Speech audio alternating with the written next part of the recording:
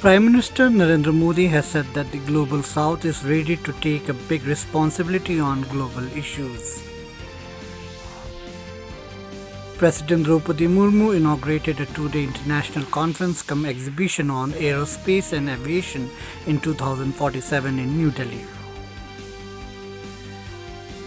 In Jammu and Kashmir, 6 terrorists were killed in two different encounters in Kulgam and Rauri districts on Friday.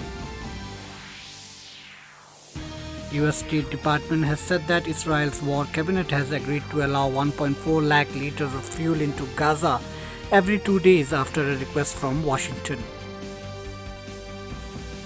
Indian Army is celebrating the 243rd Corps of Engineers Day today. Chief of the Army Staff General Manoj Pandey has conveyed his best wishes to all ranks, veterans and families of the corps on the occasion.